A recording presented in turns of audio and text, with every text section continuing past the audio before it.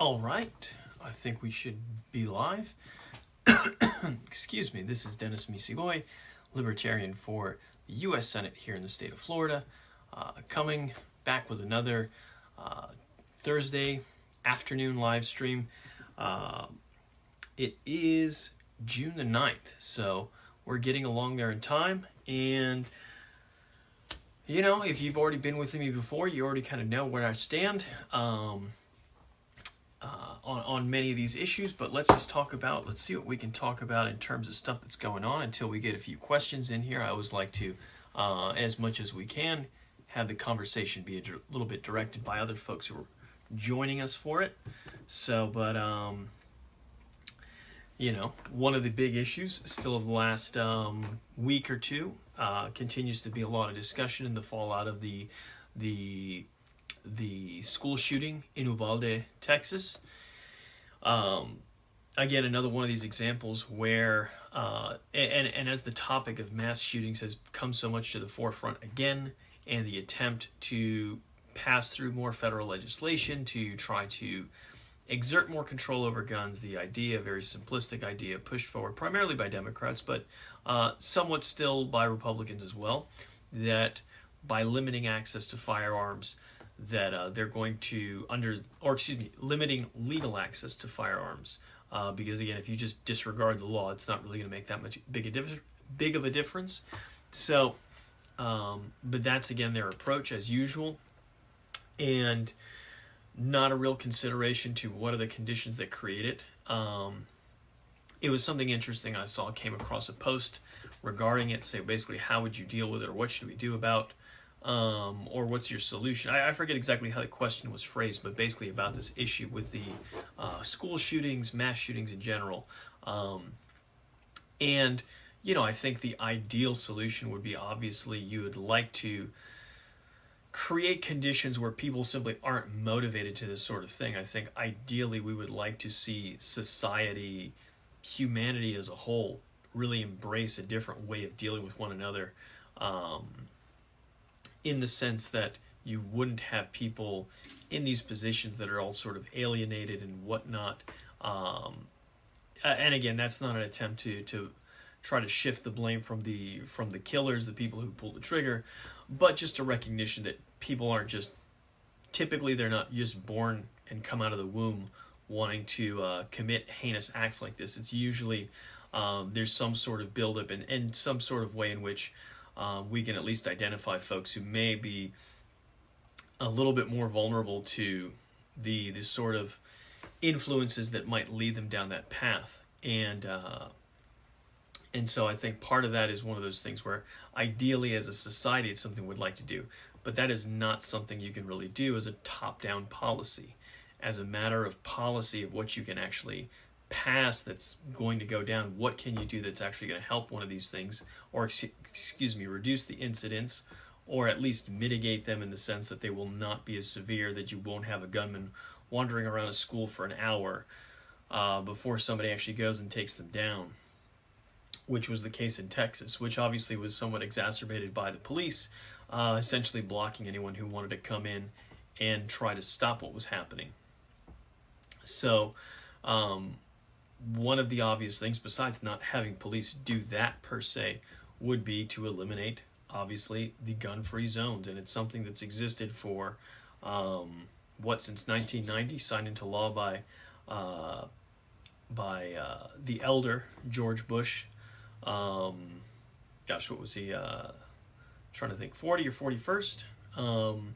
It's not important, but not HW. Anyway,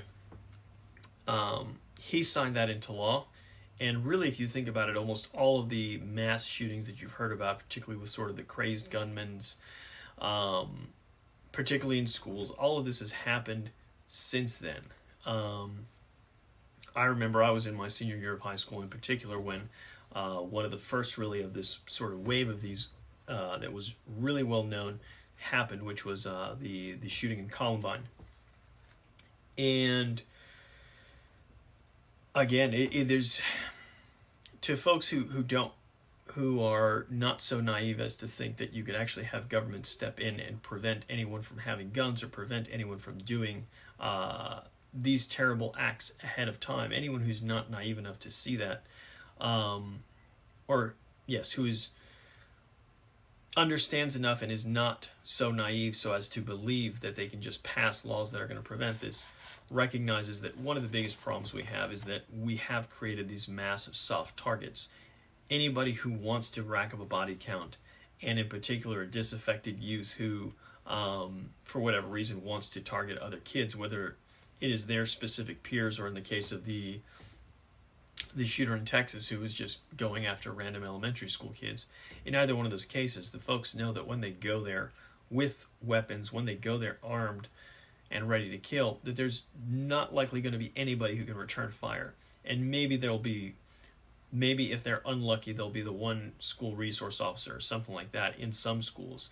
But overall, they're not going to be able to be met with much resistance because they know none of those people are allowed to be armed on the premises. And so that is part of the problem, that if we wanted to address it policy-wise, that you have to address. You need to eliminate those restrictions, the imposition of this gun-free zone that really only stops law-abiding citizens and otherwise peaceful people who don't want to actually go and do this sort of thing from being prepared for when these sorts of things happen. Similarly, in the shooting in Buffalo, it's not one I've gone into too much depth with in terms of study, but my understanding is from the shooter's manifesto. He was actually quite specific about why and where he was targeting, in part because he knew that there was not going to be real resistance. There would be the one guard he would have to take out first, and after that it would be open season, to put it in a very sort of harsh way. He would be able to have his way, killing innocent people, and they wouldn't have the ability to, really fight back and try to stop him in using, what's the word I'm looking for, a corresponding level of force, because they wouldn't be armed. And so that's the thing, is do we want to create more of those kind of situations? Haven't we seen enough? And it's unfortunate because the gun control proponents are just relentless in casting this debate as anyone who doesn't want to pass these gun restriction laws is basically saying that their right to have guns is more important than the rights of these kids to live or anything along those lines, and it's complete nonsense. The issue is actually what anyone should recognize is that instituting more laws is not actually going to keep those kids safe. If you have somebody who wants to go and commit mass murder, and you have a willing police force who's going to stop anybody else from interfering as that person goes and commits mass murder, these laws are not going to prevent that from happening. The best you might be able to hope for is to slow it down. But perhaps a better way to slow it down or completely deter it, because in many cases, all of the, countless number, I think it's estimated at around 1 million per year defensive uses of firearms, most of which are non-lethal, but from law-abiding citizens, that deters a lot of different kind of crime. Now that's a very different sort of crime than these kind of shootings, but all the same, it's not as though mass shooters we know are deterred by the appearance or the expectation of armed resistance. Anybody who paid attention to some of the stuff that came out with the trial of Omar Mateen, the Pulse shooter, his wife, widow, who the authorities tried to go after he committed his mass shooting at the Pulse nightclub. One of the things that came out was that the Pulse nightclub was not his first target. I'm not sure if it was even his second target. He was looking for a soft target. The first place or two that he went and looked, he perceived that there would be too much armed resistance, and so he moved on to targets where he knew there was not going to be armed resistance.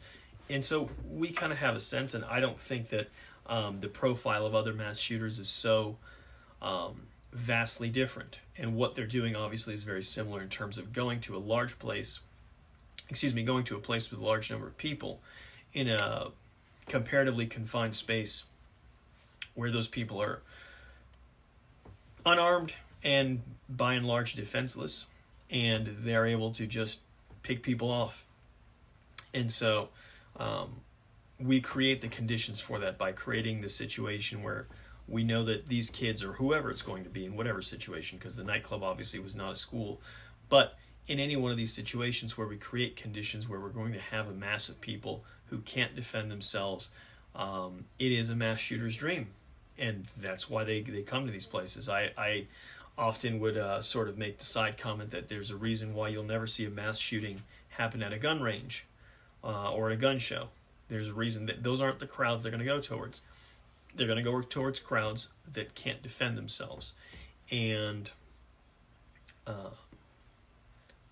there just needs to be the recognition, and certainly the law should never compel people to be defenseless. And that's, I think that's a big problem. And if you really want to address this stuff, again, in terms of sort of a top-down approach by changing policy, that's where you do it. That's really the best you can do. Speaking of the best you can do, or perhaps some of the worst, actually, one of the, couldn't help but notice I was out and on my way back home today earlier, and I couldn't help but see at one of the gas stations now reaching up at $4.89 a gallon. Again, this is indicative of the problem that we have with inflation. Again, it's very easy to, and certainly people on the left will, actually I need to go back to the last topic for a moment, but very easy for folks on the left to try to point to corporate greed and this and that going on about what the gasoline companies are doing. And certainly there's something to be said about where there's been pushes to decrease production in the past, which didn't then, but certainly is now somewhat of a contributing factor in terms of the price. But by and large, the price is driven by what really has been the changes in value of the dollar, because the dollar went through a lot of debasement during the last couple of years. During the COVID era, we had all these trillions of dollars added to the money supply, and it cannot help but affect the value of the dollar, and so that impacts what we're able to buy with it. And there's no getting around it, but the Democrats aren't going to admit that, and Republicans aren't really facing down the fact that this is a byproduct of our monetary system, where the Federal Reserve creates money out of thin air to prop up and save whatever, connected institutions it would like to, in large part if they're already highly in debt and then they're paying back those debts. They want to keep that money flowing, and because they can create money out of thin air, they can easily keep the machine going. But it's at our expense, because we're the ones who, the dollars we're holding become worth less because of that. Taking a step back, though, to the topic with shootings and everything else, again, I talked a little bit about kind of the Democrat solution. It's important to talk about part of the Republican response, and in particular, a very specific Republican, obviously our current incumbent Senator Marco Rubio, who is the leading proponent of red flag laws in the U.S. Senate. This guy is sponsoring this legislation on a fairly regular basis, and has been doing that since 2019 at least, probably in response to the Parkland shooting, the shooting at Marjorie Stoneman Douglas High School here in Broward. And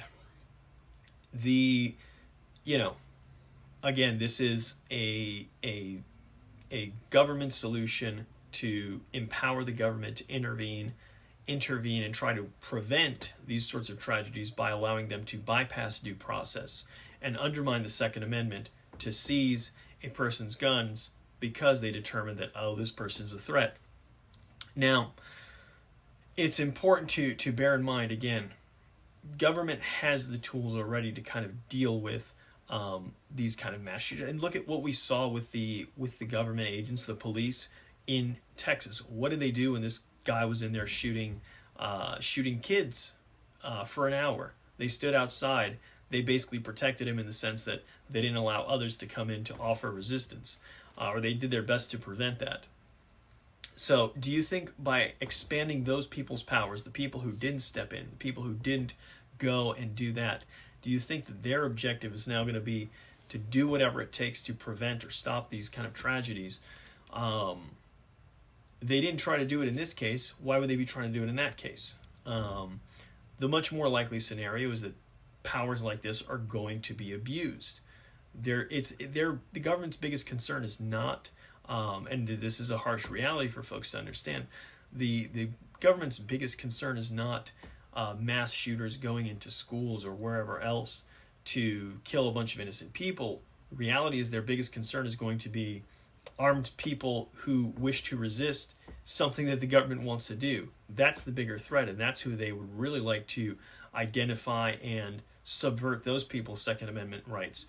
And that's what these laws allow them to do on very flimsy conditions and without due process, again, to bypass due process and take people's guns. And that is coming from a guy who's not just a Republican, but again, as our incumbent senator, collects quite a bit of money, I believe, from the NRA. As anybody who pays attention to this sort of subject matter knows, and plenty of people know better than I do, the NRA, beyond, at least in terms of its political activities, is more than anything else really an arm of the Republican Party. And in this particular case, you have Republican candidates who support these kind of measures that subvert and violate Second Amendment rights. They violate other parts of the Bill of Rights in terms of due process, and in doing so, they just create more opportunities for government abuse, and in particular in this case to prevent folks from being armed for the very thing that many Second Amendment advocates talk about. What is truly the reason why you want to have an armed populace is to stand in the way of government tyranny. If you give government this mechanism to subvert, to violate due process, and to strip people of their weapons, who they're going to target is not the potential mass shooter who's going to kill a bunch of innocent people.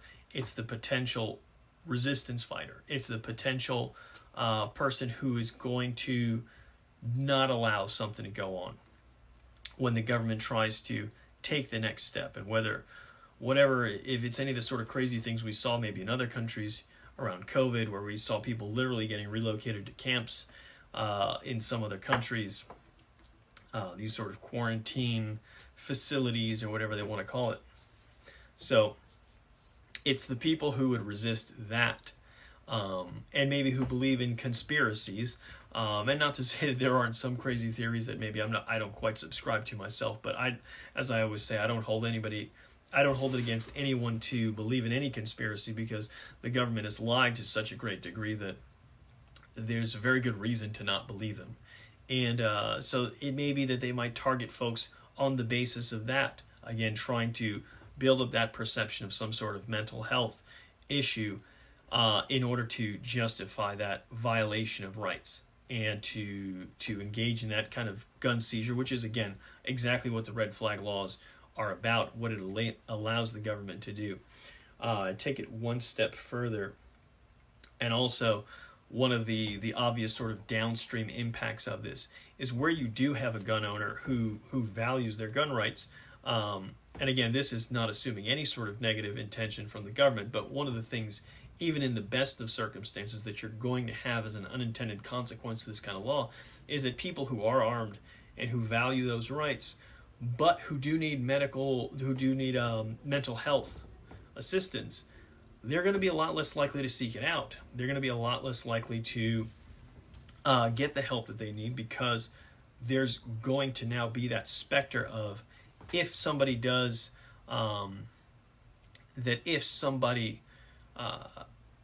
if they talk to people about these issues, it is a decent chance that someone may think to call it in or tip somebody off on them, and then their rights will be now violated.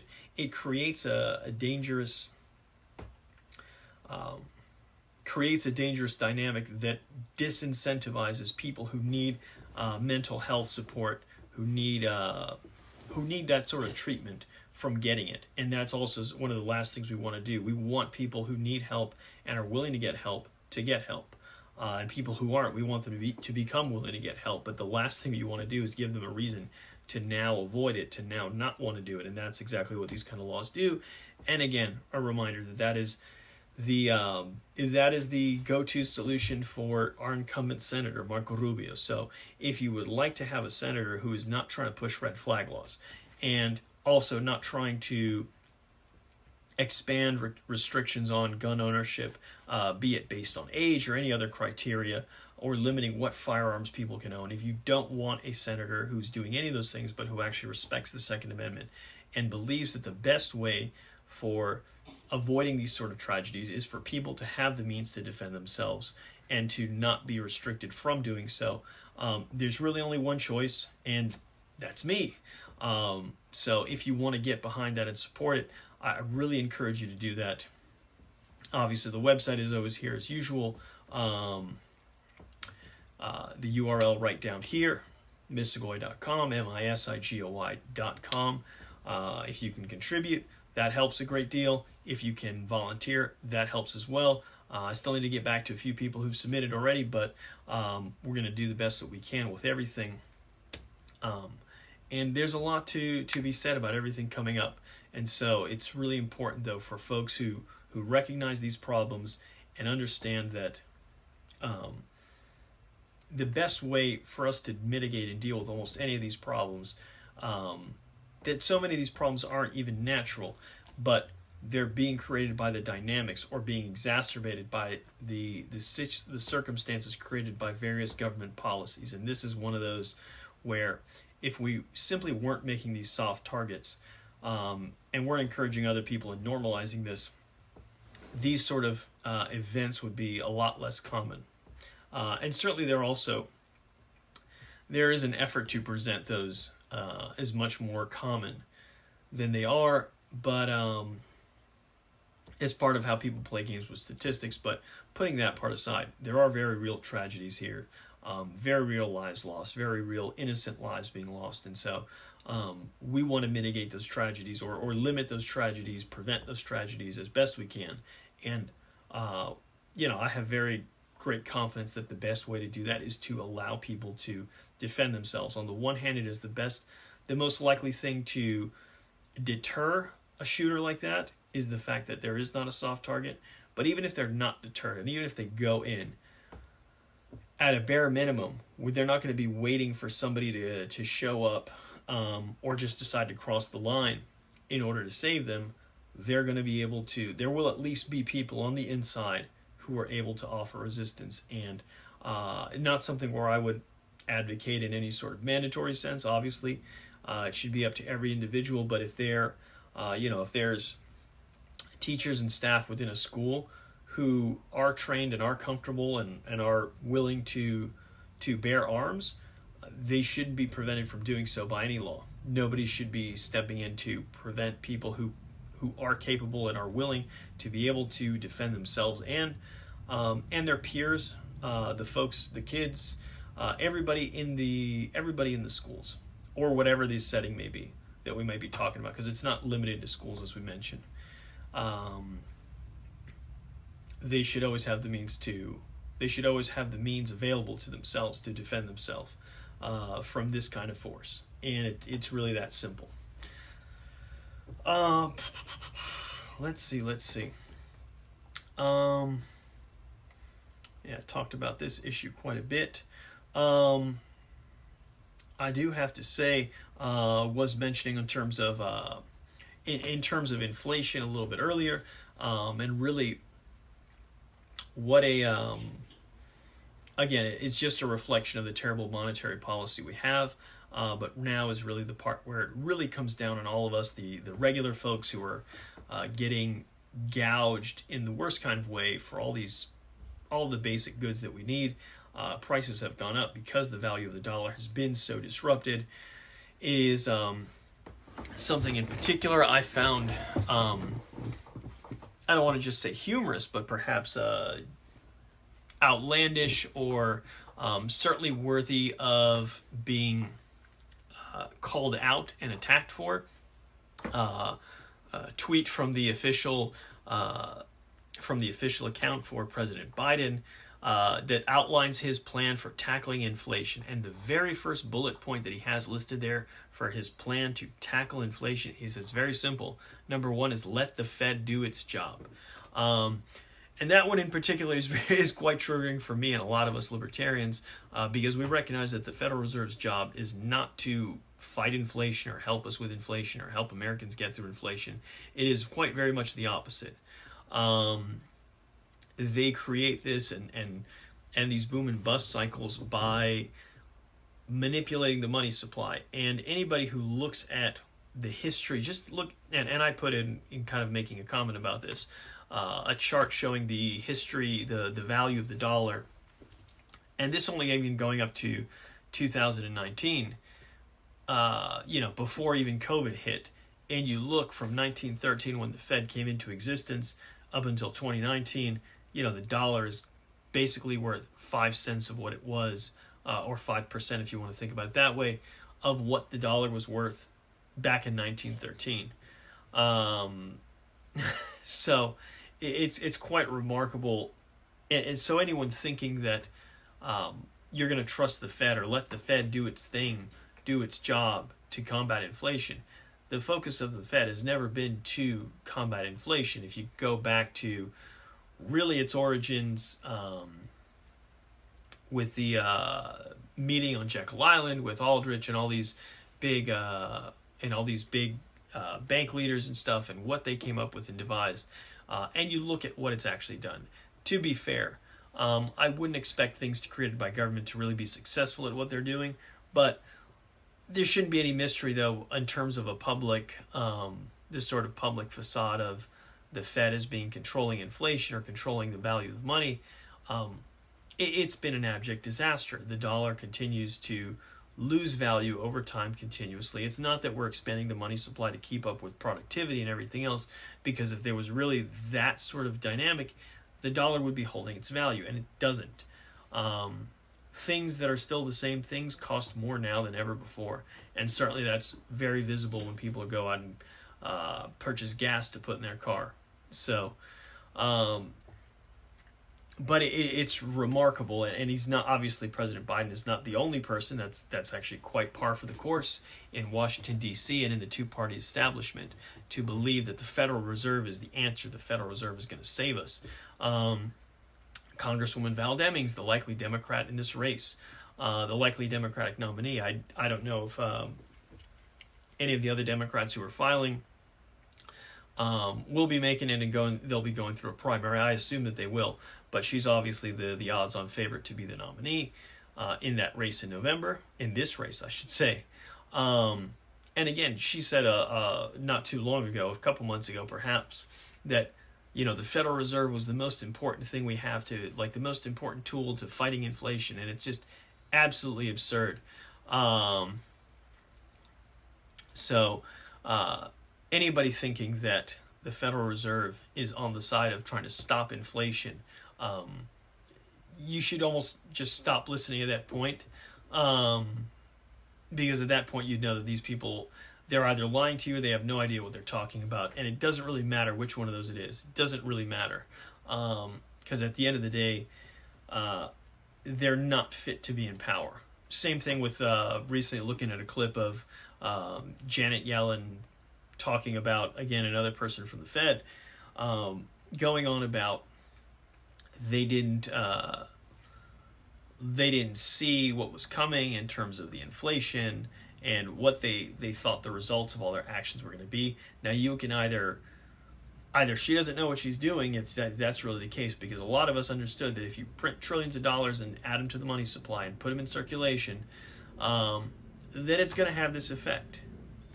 Okay, so if she didn't know that, she's either lying to everyone or just really has no idea what she's doing. But again, in either case, really, should those kind of people be in charge? And that's the question for all of us.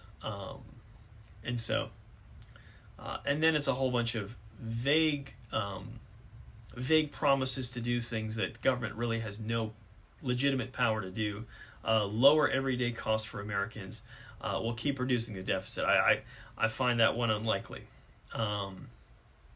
because that means they need to cut spending. And yeah, I'll believe that when I see it a little more. I guess they think maybe they're going to raise a little more revenue, but if they do that by pumping in money from some other source, again, more of this Federal Reserve funny money getting created out of thin air, that's not going to do it either. So that's these are the challenges, though, and this is a lot of these things are a bunch of the reasons why I'm in this race. If you believe that we need candidates that believe in sound money, not this fiat money, just print till forever, without stopping, and now we have this crazy amount of inflation, still over 8%. Everybody's going through this pain as they struggle to afford these things that they depend on to get by day. As folks are going through all of that, I'm the one candidate who believes that we need to get away from this monetary system, that people deserve to have access to, or the ability to use money that is going to hold its value, that's not going to be debased to fulfill an agenda or whatever objective government has. Shouldn't be basis for them to devalue your money, essentially taxing it away in through this sort of invisible mechanism until it's too late. And that I think we need to have, that needs to have a voice, not just on the ballot, but in the U.S. Senate. If you want to see that, if you want to see someone who believes that the Second Amendment, that those words should really hold, shall not be infringed, even in emergency circumstances, like with the red flag laws where they have these, they're going to subvert due process for it. If you believe in those things, and you believe, again, fiscal responsibility, and a foreign policy that is not trying to take over the world and decide who's in charge everywhere, if you believe in those things, I'm your guy and I can use your help. So please follow along if you're not already following here, either on Facebook or YouTube, whichever you're watching this on, and all the other social media platforms, Twitter and Instagram as well. All the help you can offer is great, and obviously spread the word as well. It's the most important thing, because as anyone knows, as a third-party candidate, as a Libertarian, we have very limited reach, so we're going to do the best that we can to reach out to more and more people. But if you can hear us, and you like what you hear, then I ask for your help in kind of helping to spread that word as well. And with that, we are past time, so I will talk to you guys again next week. Thank you so much, and I will talk to you then.